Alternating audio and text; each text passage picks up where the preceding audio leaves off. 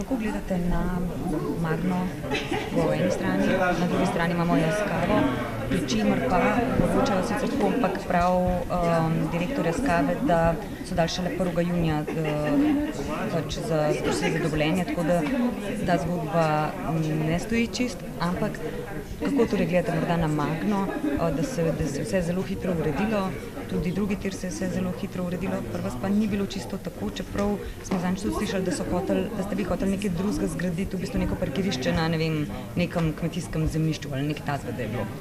No, rekel bi, da bi predvsem mogli izenačiti tuje investitorje, pa pač ne slovenske, ki smo že vsa ta leta tukaj delali in rastali.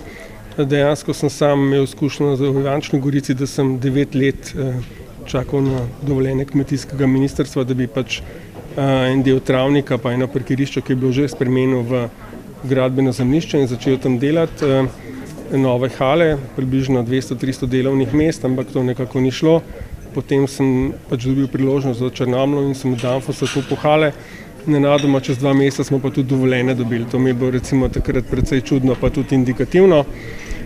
Tako da jaz mislim, da dejansko bi mogli biti vati enaki za vse. Predvsem pa ne bi smeli dajati pač tujim korporacijam kar nekih ne samo dovoljenj, ampak tudi denarja. Dejansko na koncu tudi davkoplačevalci vsi mi plačujemo, da pač neka velika tuja korporacija pride v Slovenijo in meni se ne zdi to pravično. Argument za to je bil recimo to, da pri velikih veš, da bodo recimo obstali in da bodo to potem tudi vrnili skozi prispevke in davke. Pri manjših pa nisi vedno gotov, ali bodo jutri še ali ne. Kako gledate na ta argument? No, kar nekaj podjetij iz Slovenije v zadnjih 10-15 let odšlo, to vsi vemo. Tudi primer Sekopa, ki je bil pač v teh objektih Danfosa, se je preselil na Slovaško, tako da smo potem mi to kupili. Mislim, da to ni popolnoma čisto res, ampak dejansko tisti slovenski lastniki, ki smo pa že vsa ta leta delovali in bom rekel, proizvajali Sloveniji, rastali in zaposlovali ljudi, pa sigurno ne bomo nikamor šli in verjamem, da ni to nek pravi argument. Kako gledate na gospodarsko rast? Imamo v prvem četrtletju kar 5,8%, že skoraj kaže na morebitno pregrevanje. Kako vi vidite ta uspeh? Predvsem je svetovna situacija taka, da je izjemno gospodarska rast in tudi potrošnja. Mi, ki smo pač vezani predvsem na nemški, mogoče francoski, avstrijski trg, pač izjemno uspešno delamo. In tudi v našem podjetju imamo dejansko, bi rekel, kar hudo pregrevanje, ker ne moramo nekako izpolniti vseh naročil, lahko bi rastli mogoče 20-30% celo letos, pa dejansko ne dobavljamo in imamo kar precej težav z našimi dobrimi, starimi, ampak trenutno nezadovoljnimi strankami. Samo še to, vladni predlogi pač so proti gospodarstvu čisto na vseh področjih. Katera 3 področja so tiste, ki so po vašem mnenju trenutno najnujnejša za ureditev? No, za mene je absolutno razbremenitev plač najbolj sposobnih in izobraženih kadrov, 50% dohodninska lestvica, pa tudi na koncev tista socialna kapica, fleksibilnost dela in še precej bi se jih lahko našteli. Ampak te dve so eno ključni, pa tudi te ovire, ki jih imamo pri dobivanju dovoljenj, želeli bi si, da bi tudi mi tako dobivali dovoljenja, kot jih je trenutno Magna dobila. Hvala. Najnujnejše v Sloveniji morda narediti, pa mogoče ta produktivnost, ki ste nekaj omenjali, kaj je bilo zelo zanimivo. Ja, mislim, da je zelo dobro, da se takale delavnice oziroma takale konference organizirane, da je vlada organizirala, da je večina ministrov prisotna in da se govori o tem povezavi med posameznimi ministrstvi in povezavi tudi med posameznimi sloji, ki so od države preko sektorov, preko regij do posameznih podjetij in do posameznikov, če hoče. In kar je treba narediti je to, da se reforme, ki jih že dolgo časa naviziramo in gledamo in obljubljamo, da se tiste reforme tudi korektno uresničijo. Ker mislim, v Sloveniji problem ni toliko analize tega stanja, ampak je iz teh analiz oziroma vizij in strategij iti v realizacijo. In to nam je do zdaj dostikrat manjkalo. Katera so morda 3 ključna področja, ki bi se jih vi najprej lotili, da bi morda to 5,8% gospodarsko rast ohranili? Za mene osebno je ključno področje olajšanje pogojev za nadaljno rast oziroma ustvarjanje pogojev za nadaljno rast našega gospodarstva. Ker če bomo to, ki gospodarstvo zaenkrat trenutno zaradi izvoda predvsem dobro dela in če bomo še bolj podprli z vsemi potrebnimi ukrepi naše gospodarstvenike in odpravili tiste ovire, ki še obstajajo in ki jih je cela vrsta, začenši s trgom dela do ne vem kakšne birokracije in tako naprej, potem se bo vse ostalo lahko naredilo. In da pri tem moramo seveda vse vključevati, vse družbene sloje, vključno moramo izredno vključevati tako vse politične stranke, ker moramo vsi Slovenci na tem delati, ne da so levi ali desni, to ni več važno, gre se za Slovenijo in moramo vključevati seveda to vse sindikate. Da ne vem, koliko je sindikatov kle zastopanih danes, ampak brez sindikatov te stvari ne bojo šle. Lahko še samo vprašam o te aktualne zadeve, mogoče o drugem tiru pa o Magni. Na referendum po eni strani pa ta spopad. Drugi tir bi mi lahko že davno lahko naredili, če bi se odločili, ker se vleče kot jara kača že 10 let in enkrat narediti en konkreten projekt, koliko dejansko stane tak tir. To ni Einsteinovo delo in ne razume, zakaj tega ni bilo enkrat preračunano, zakaj to že ni naredili, če resno mislimo s pristaniščem. Kar se pa Magne tiče, je enkrat prvi primer, da privabimo na večjo investicijo v eno produktivno podjetje. Mi smo zamudili veliko priliki takoj po osamosvojitvi, ki je takrat Zahodna Evropa iskala terene za vlaganja. Samo mi takrat nismo razumeli, kaj to pomeni in ni bilo razumevanja, zato nismo ustvarili pogojev, da bi prišle tu investicije. Zdaj pa malce prepozno in vsaka investicija, ki pride, če je dobro podkrepljena in da ustvarja nova delovna mesta, nova perspektivo, potem je to v redu. Ja. Ampak zdaj se odvija, preko tega se odvija politični predvolilni spopad v Sloveniji. Ampak to je največji problem Slovenije, da naši politiki gledajo za svoje interese in svojih strank in to naše strankarstvo nas ubija. Ker te naše stranke so, kako bi rekel, so malo karirane, so malo meščanske stranke, ki imajo samo lastne interese in zato ni zaupanja Slovencev v našo politiko. Poglejte, vizija Slovenije ocenila, da je zaupanje v politiko med najnižjimi v Evropi. In to bi se morali zamisliti naši politiki in da se ne kregajo med sabo in potegnejo, poskušajo boriti za interese svojih strank, kdo bo v nadzorni svet poslal koga, je naš ali je veš, da bojo delali za Slovenijo. In dokler se tega ne bo naredili, bomo imeli isti cirkus. Pustite, da to tako direktno rečem. Ne, sem še eno vprašanje smisla iz tega, ampak v bistvu tu pač stranke gledajo svoj predvolilni interes in tudi za ceno države, za ceno investicij. Ja, že, pa kaj je predvolilni interes strank? Edini interes strank mora biti blaginja našega prebivalstva in varnost Slovenije. Blaginja bo prišla z eno gospodarsko rastjo, zato je treba ustvariti pogoje, da bo naše gospodarstvo naprej in trajno raslo, ne samo kot zdaj dela, ko je tudi konjunktura po zahodu, ampak da bomo trajno uspešno gospodarstvo imeli in varnost je v bistvu zagotovljena, ker smo le del NATO in tako naprej. In to je edini interes naših političnih strank. Vsaka, ki poskuša svoje interese ven potegniti, to potem ni politična stranka, to je politična klika. In politični klik mi ne rabimo, jih imamo preveč. Prostite. Sam vprašal, v bistvu, glede na to, na bližino aktualne zadeve okrog Magne, ne, v bistvu, ne, zdaj vi bi si verjetno želeli, da bi bila na Kidričevem ali ne, ali kaj pravite, v bistvu, nasploh na celo debato okrog tega, v bistvu, ki se je zdaj različila. Ja, jaz moram eno reči, da kot sem že večkrat izjavil, Magna je svetovno zelo spoštovano podjetje in mislim, da bi bilo en doprinos za Slovenijo, da se pridruži Magna vsekakor tudi v Sloveniji. Ne smemo pa pozabiti na tisto drugo obvezo, ki je Slovenija za to tudi dala, kar pomeni, mi rabimo delavce za to. Da tovarna od sama ne bo šla, ne? In ne bo tekla. To pomeni, da bomo rabili delavce in tu pa vidim rak rano.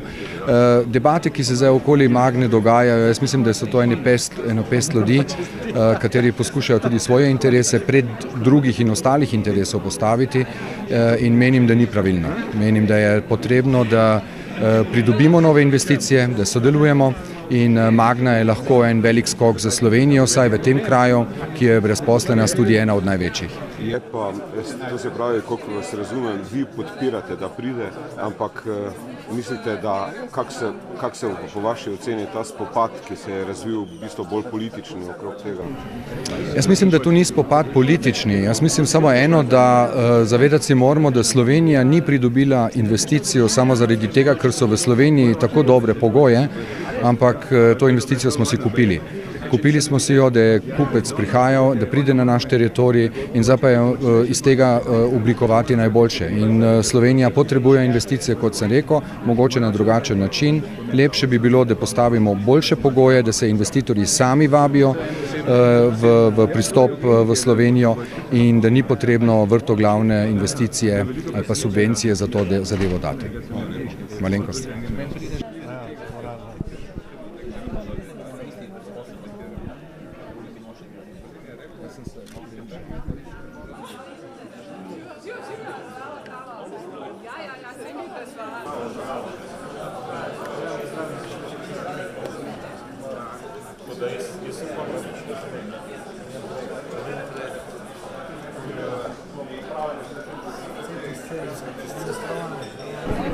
Začenjamo pogovore z ekonomsko-socialnim svetom in pa s koalicijskimi strankami o možnem paketu letošnjih sprememb na davčnem področju. Svoj input bo dal pa tudi današnji dogodek, da vidimo, ali imajo gospodarstveniki mogoče še kakršenkoli drug predlog. Tisto, kar je zame bistveno, pa je, da ohranimo stabilnost javnofinančnih prihodkov. To je kot neka podstat konkurenčnega, ekonomskega oziroma poslovnega okolja nujna predpostavka. Razmišljate o razbremenitvi dela morda? Je to eden od ukrepov? V tem trenutku so vsi ukrepi javnofinančno bolj ali manj nevtralno naravnani, glavnina ukrepov pa je na področju posameznih elementov obdavčitve dela. Hvala. Trenutno nimamo težav s tem, sigurno je treba pa enakovredno obravnavati. Mi veliko plačujemo tega, vodne koncesije, vse ostalo in smatram, da je treba to urediti, smeti in ostale zadeve, ki so pomembne za Slovenijo. Ja, kaj je neurejeno, predrago? Ne, predrago. Mislim, da je to neko področje, ki ga bo treba v bližnji prihodnosti kvalitetno urediti in smatram, da je treba za vse akterje, ki so na tem igrišču, urediti pravilne odnose. Jaz smatram, da mi dosti plačujemo tega in z tega vidika sem to poudaril. Ni pa za vse tako, kaj da bi plačevali?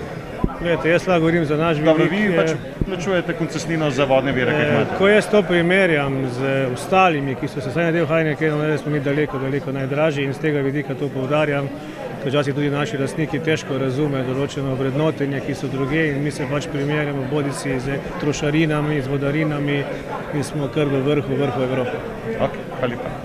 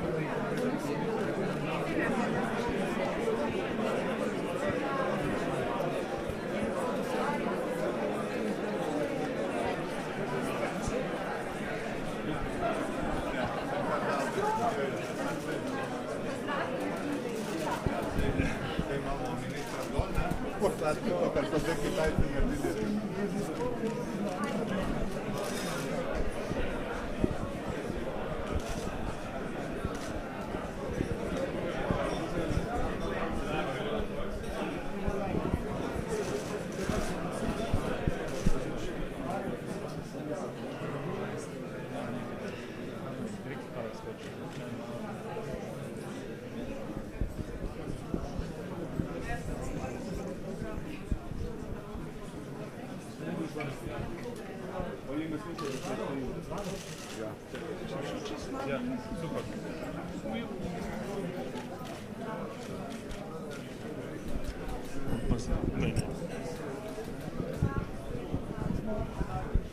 Ambasador Republike Andore, za Republike Kitajske. Podobno, v bistvu, ne.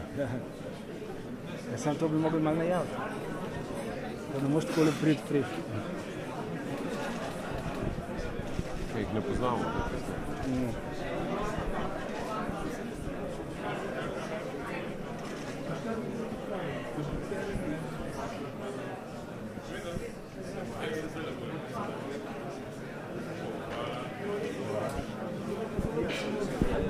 Lahko ti tu, lahko plivaš ti? Znaš? A veš, kako se ti plivaš najprej s to roko?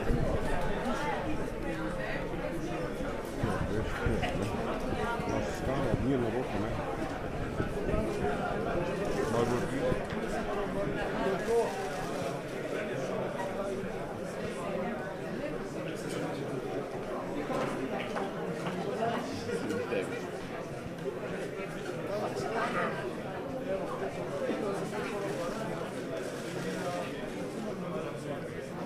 Še malo čakam.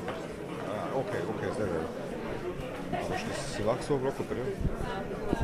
Pazi, drži gor, da ne učiti.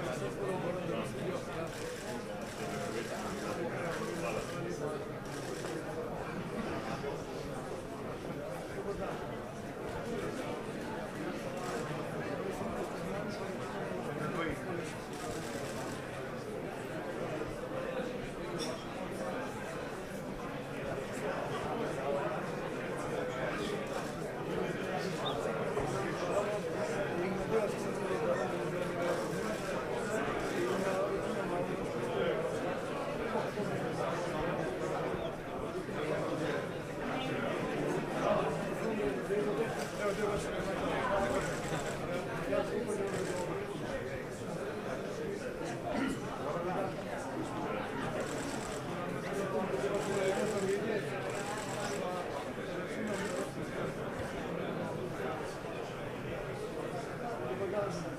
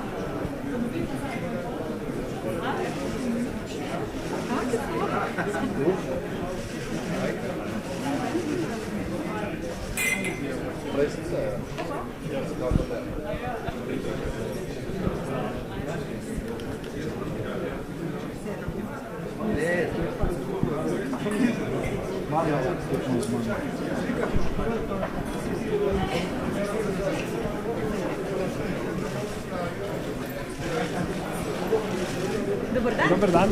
Dobrodošli.